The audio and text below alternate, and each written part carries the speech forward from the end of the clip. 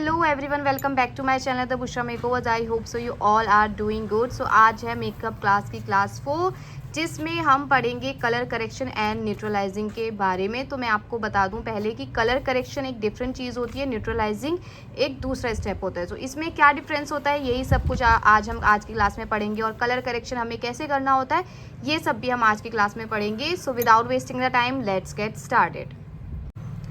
Colour correction हम कैसे करते हैं, इससे पहले हमारा जानना ज़रूरी है कि कलर करेक्शन या फिर न्यूट्रलाइजिंग हम करते ही क्यों हैं। सो कलर करेक्शन या फिर न्यूट्रलाइजिंग हम इसलिए करते हैं कि जो हमारी अनइवन स्किन टोन होती है, हम उसको इवन स्किन टोन बनाने के लिए कलर करेक्शन करते हैं। सपोज हमारे फेस पे डार्क सर्कल्स या फिर पिगमेंटेशन एरियाज है, तो उसको हम किससे करेक्ट करते हैं, हम करते हैं कलर करेक्शन के थ्रू या फिर न्यूट्रलाइजिंग के थ्रू। एक चीज़ आपको हमेशा याद रखनी है कि कलर करेक्शन से हम अनइवन स्किन टोन को इवन स्किन टोन तो बना सकते हैं, बट एक टेक्सचर्ड स्किन है या फिर पिंपल बम्स वगैरह हैं, सो उसको हम कलर करेक्शन के थ्रू फ्लॉलेस नहीं कर सकते हैं। फ्लॉलेस बेस तभी दिया जा सकता है जब फ्लॉलेस स्किन होगी। फ्लॉलेस स्किन का मतलब ये नहीं है कि उस पर डार्क सर्कल्स नहीं है या फिर पिगमेंटेशन एरियाज नहीं है। उसको तो हम डार्क सर्कल्स को तो हम कलर करेक्शन के थ्रू कवर अप कर लेंगे, बट एक उठी हुई चीज़ है जैसे पिंपल्स हैं, एक्टिव पिंपल्स वगैरह है, तो उसको आप कलर करेक्शन के थ्रू कवर अप नहीं कर सकते, क्योंकि एक उठी हुई चीज़ को आप कहाँ तक उस पर प्रोडक्ट लगाएंगे, तो जितना आप प्रोडक्ट लगाएंगे उतनी वो और भी ज़्यादा उठी हुई लगेगी। सो इसलिए कलर करेक्शन के थ्रू सिर्फ हम अनइवन स्किन टोन को इवन स्किन टोन बना लेते हैं, बट इसका मतलब ये नहीं है कि पिंपल बम्स वगैरह या फिर टेक्सचर्ड स्किन को आप एकदम फ्लॉलेस स्किन बना देंगे। कलर करेक्शन के लिए मेनली हम 3 करेक्टर यूज़ करते हैं। कौन से यूज़ करते हैं, हम करते हैं orange, green and purple. Orange हम कब यूज़ करते हैं, जब हमारे डार्क स्पॉट्स या फिर हाइपर पिगमेंटेशन या फिर पिगमेंटेशंस वगैरह है, तब हम यूज़ करते हैं। ग्रीन करेक्टर हम कब यूज़ करते हैं, जब हमारे रेडनेस वगैरह या फिर पिंपल्स वगैरह है। पर्पल करेक्टर हम कब यूज़ करते हैं, जब हमारे येलोनेस होती है। यही करेक्टर हम क्यों यूज़ करते हैं, क्योंकि ये कॉम्प्लीमेंट्री कलर्स हैं, और जब 2 कॉम्प्लीमेंट्री कलर्स आपस में मिक्स होते हैं तो क्या देते हैं, हमें एक वो ब्राउन शेड देते हैं। बाकी इन डिटेल मैंने कलर करेक्शन के लिए हम कॉम्प्लीमेंट्री कलर्स या फिर यही करेक्टर क्यों यूज़ करते हैं, मैंने डिटेल में अपनी कलर व्हील क्लास में बताया। अगर आपने मेरी वो क्लास नहीं देखी है तो वो क्लास देखें, तभी आपको समझ में आएगा कि हम यही करेक्टर क्यों यूज़ करते हैं अपने कलर करेक्शन के लिए।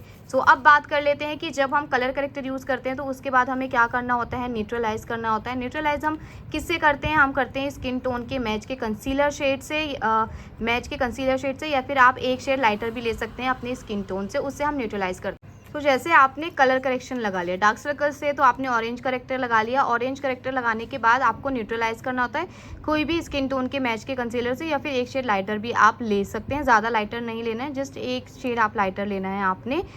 अगर आप न्यूट्रलाइज नहीं करेंगे, लाइक आपने करेक्टर लगा लिया, उसके बाद आप न्यूट्रलाइज के लिए कोई कंसीलर नहीं लगाएंगे, तो उससे क्या होगा, आप इसके ऊपर डायरेक्ट फाउंडेशन लगा देंगे ना, तो जब आप फाउंडेशन लगाएंगे तो अलग से ही जो आपका बेस है ना, वो ऑरेंज ऑरेंज लगेगा, और कुछ टाइम के बाद क्या होगा, वो ग्रे पड़ जाएगा। इसलिए जब हम कलर करेक्शन करते हैं तो हमें न्यूट्रलाइज करना भी बहुत ज़्यादा ज़रूरी होता है। ये वाला तो पार्ट हो गया हमारा कलर करेक्शन, ठीक है। अब हम जान लेते हैं कि सिर्फ हम न्यूट्रलाइज भी कर सकते हैं। लाइक अगर हमें कलर करेक्शन नहीं करना है, थोड़ी बहुत पिगमेंटेशन है, तो हम क्या कर सकते हैं, डायरेक्ट न्यूट्रलाइज भी कर सकते हैं। मतलब कोई भी कलर करेक्टर हम यूज़ नहीं करेंगे, डायरेक्ट हम एक अपनी स्किन टोन से डार्कर कंसीलर शेड लेंगे, उसको जहाँ जहाँ पे भी हमारे पिगमेंटेशन या फिर डार्क सर्कल्स हैं वहाँ पे हम उसको लगाएंगे, न्यूट्रलाइज कर लेंगे, और डायरेक्ट हम उसके बाद फाउंडेशन लगा सकते हैं। तो कलर करेक्शन और न्यूट्रलाइजिंग में क्या डिफरेंस है कि कलर करेक्शन में हम पहले कलर करेक्टर लगाते हैं, फिर हम उसको न्यूट्रलाइज करते हैं। और सिर्फ न्यूट्रलाइज जब हम करते हैं तो डायरेक्ट हम क्या करते हैं, अपने स्किन टोन से डार्कर कंसीलर लेते हैं और उसको न्यूट्रलाइज कर लेते हैं। अगर हम कलर करेक्शन कर रहे हैं तब हमें न्यूट्रलाइज करना ज़रूरी है, बट अगर सिर्फ हम न्यूट्रलाइज कर रहे हैं तो हमें कलर करेक्शन की नीड नहीं है।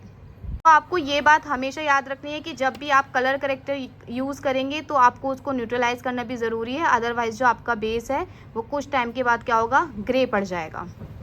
ये रहा हमारा थ्योरी पार्ट। बाकी जो कलर करेक्शन है कैसे करते हैं हम, ये आपको जब मैं फेस पे आपको करके दिखाऊंगी मॉडल के, तभी आपको समझ में आएगा अच्छे से कि कलर करेक्शन हमें कैसे करना होता है या फिर न्यूट्रलाइजिंग कैसे करना होता है। क्योंकि कई बार ऐसा होता है कि थ्योरी में हमें समझ में नहीं आता है, प्रैक्टिकल में चीज़ें समझ में आती है। तो जो मैं आपको डेमो दिखाऊंगी तब उसमें आपको अच्छे से समझ में आएगा कि कलर करेक्शन या न्यूट्रलाइजिंग हमें कैसे करना होता है। जस्ट मैं आपको अपने हैंड पे एक छोटा सा डेमो दिखा देती हूँ कि सपोज़ ये मेरे डार्क सर्कल्स हैं किसी भी रीज़न की वजह से। अब मुझे इसको कलर करेक्शन करना है, न्यूट्रलाइजिंग करनी है, तो हम कैसे करेंगे। मैं इसमें आपको कलर करेक्शन करके दिखाऊंगी और इस वाले में जस्ट न्यूट्रलाइजिंग करके दिखाऊंगी। So let's get started. तो मैंने ये अपने हाथ पे ऑरेंज कलर करेक्टर लिया है और जस्ट मैं इसको ब्लेंड करूँगी जहाँ पे ये डार्क सर्कल्स हैं मेरे। थोड़ी हमेशा आपको जो क्वांटिटी लेनी है कलर करेक्शन की, हमेशा थोड़ी लेनी है। ज़्यादा आप लोगे तो उसको ब्लेंड करते करते आप थक जाओगे। तो ये लिया। अब इसके ऊपर जस्ट मैं फाउंडेशन लगाऊंगी तो क्या होगा ना कि जो फाउंडेशन है वो भी ऑरेंज ऑरेंज दिखेगा, और कुछ देर के बाद क्या होगा, यही बेस हमारा जो है ग्रे पड़ जाएगा। एक ये रीज़न भी होता है कि हम न्यूट्रलाइज भी नहीं करते हैं, कलर करेक्शन जब हम सही से नहीं करते हैं तो जो हमारा बेस होता है वो क्या पड़ जाता है, वो हमारा ग्रे पड़ जाता है। अब मैं क्या ले रही हूँ, अब मैं ले रही हूँ स्किन टोन के मैच का कंसीलर। किस लिए? टू न्यूट्रलाइज इट, क्योंकि न्यूट्रलाइज नहीं करूँगी तो क्या होगा, ये कुछ टाइम के बाद ग्रे पड़ जाएगा डायरेक्ट फाउंडेशन अगर मैं लगाऊंगी। तो ये मैंने न्यूट्रलाइज करने के लिए ले लिया। अपनी स्किन टोन के मैच का कंसीलर आप ले सकते हैं, या फिर एक शेड लाइटर भी ले सकते हैं। मैंने मैच का कंसीलर लिया है और उसको अच्छे से इस तरीके से आपने ब्लेंड कर देना है। तो ये हमारा कलर करेक्शन हो चुका है, इसको हमने न्यूट्रलाइज भी कर लिया। इसके ऊपर डायरेक्ट हम फाउंडेशन लगा सकते हैं। अब मैं जस्ट इसको आपको न्यूट्रलाइज करके दिखा रही हूँ। न्यूट्रलाइज में क्या होता है, हमें कोई कलर करेक्शन की नीड नहीं होती है, डायरेक्ट हमें अपनी स्किन टोन से डार्कर कंसीलर लेना होता है, और जहाँ पे भी डार्क सर्कल्स हैं वहाँ पे आपने लगाना है, और उसको फिर क्या कर देना है, आपने ब्लेंड कर देना है आपने। ये क्या हो गया हमारा, ये हमारा न्यूट्रलाइज हो गया है, और ये क्या हो गया, ये हमारा कलर करेक्शन हो गया है।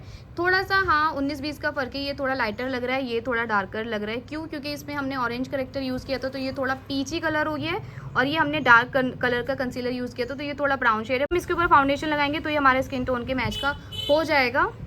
मैं जो प्रेफर करती हूँ सबसे ज़्यादा, वो मैं प्रेफर करती हूँ डायरेक्ट न्यूट्रलाइजिंग, क्योंकि कलर करेक्शन में क्या होता है, एक तो लेयर बनती है, क्योंकि पहले आप कलर करेक्टर लगाओगे, फिर आप उसको न्यूट्रलाइज करोगे, फिर आप उसके ऊपर फाउंडेशन लगाओगे। बट न्यूट्रलाइज में क्या होता है, आपकी लेयरिंग भी कम होती है, डायरेक्ट आपने न्यूट्रलाइज किया, उसके ऊपर से आप डायरेक्ट फाउंडेशन लगा लेते हो। तो जो भी स्टेप आपको बेटर लगता है आप वो कर सकते हो। कलर करेक्शन के थ्रू अगर आपको सही लग रहा है कलर करेक्शन के थ्रू आप करो, डायरेक्ट न्यूट्रलाइजिंग अगर आपको पसंद है तो आप डायरेक्ट न्यूट्रलाइज भी कर सकते हो। सो इस तरीके से हम न्यूट्रलाइज करते हैं और कलर करेक्शन करते हैं। आई होप सो कि आपको न्यूट्रलाइज में और कलर करेक्शन में डिफरेंस समझ में आया होगा। अगर जब हम सिर्फ न्यूट्रलाइज करते हैं तो उसमें हमें कलर करेक्टर की नीड नहीं होती है, बट अगर हम कलर करेक्टर कर रहे हैं तब हमें उसको न्यूट्रलाइज करना कंपलसरी होता है। तो ये चीज़ जो है आपको हमेशा याद रखनी है कि कलर करेक्शन में हमें न्यूट्रलाइज करना ही करना है, और न्यूट्रलाइज अगर आप कर रहे हैं, सिर्फ न्यूट्रलाइज करना चाह रहे हैं तो हमें उसमें कलर करेक्शन की हमें नीड नहीं है। अब बात कर लेते हैं कि हमें कंसीलर के लिए या फिर कलर करेक्शन के लिए हम कौन से जो प्रोडक्ट्स हैं वो अपनी मेकअप वैनिटी में रख सकते हैं। अगर आप इस तरीके के कंसीलर नहीं रखना चाहते हैं, अलग अलग शेड बाय नहीं करना चाहते हैं, तो आप कंसीलर पैलेट में भी इन्वेस्ट कर सकते हो। वो कौन सी पैलेट है तो आप रख सकते हो शॉपरेल की जेड पैलेट, फॉरएवर 52 की रख सकते हो, क्रायलॉन की रख सकते हो, क्यूटी ब्यूटी के रख सकते हो, रिकॉर्ड के रख सकते हो, करेक्टर कॉस्मेटिक के रख सकते हो। अगर आप मुझसे पूछेंगे ना कि मैम कुछ भी 2 अच्छे बता दीजिए जो हम रख सकते हैं, तो या तो आप शॉपरेल की रख लो जेड पैलेट, या फिर आप क्रायलॉन की रख लो, या फिर आप फॉरएवर 52 के भी रख सकते हो। अगर आप पूरी पैलेट भी नहीं रखना चाहते हो ना, तो शॉपरेल की अलग से रिफिल्स वगैरह भी आती है, वो भी आप अपनी मेकअप वैनिटी में रख सकते हो, और क्रायलॉन की भी आती हैं वो भी रख सकते हो, रिकॉर्ड की भी आती है। तो ये 3 की ऐसी है कि इनकी रिफिल्स भी आती है, तो आप रिफिल्स भी अपनी मेकअप वैनिटी में रख सकते हो। लाइक पूरी पैलेट नहीं बाय करना चाहते, पूरी पैलेट में इन्वेस्ट नहीं करना चाहते, तो आप किसी इंडिविजुअल जो रिफिल्स वगैरह आती हैं उसमें आप इन्वेस्ट कर सकते हो। ये रही लिक्विड कंसीलर्स की लिस्ट जो आप अपनी मेकअप वैनिटी में रखते हो। कंसीलर्स के 2 शेड इनफ होते हैं, एक लाइटर और एक डार्कर। डार्कर आपके कलर करेक्शन के काम आता है, और लाइटर शेड जो है आपके वो हाईलाइटिंग वगैरह के लिए काम आता है। तो ये रही बेस्ट कंसीलर्स की लिस्ट जो आप अपनी मेकअप वैनिटी में रख सकते हो। जो भी आपके बजट में आ रहा है उसके अकॉर्डिंग आप रख सकते हो। ये सारे के सारे जो मैंने प्रोडक्ट्स आपको बताए हैं वर्थ पाएंगे, बेफिक्र होके आप इनसे अपनी जो वैनिटी है वो बना सकते हो।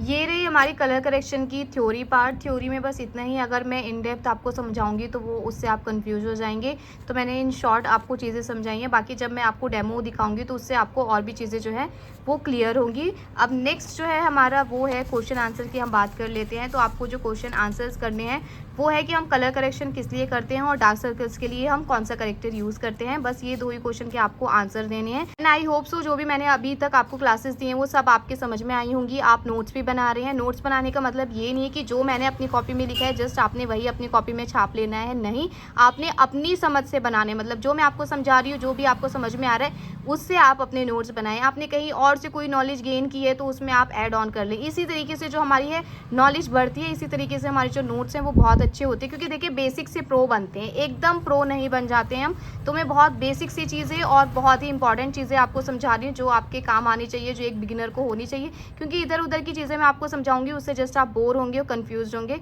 और कुछ नहीं है। सो नोट्स जो बनाएं आप अपनी समझ से बनाएं। तो आज की जो हमारी क्लास है वो यहीं पर ख़त्म हो रही है। मिलते हैं आपसे नेक्स्ट क्लास में। Till then bye and take care.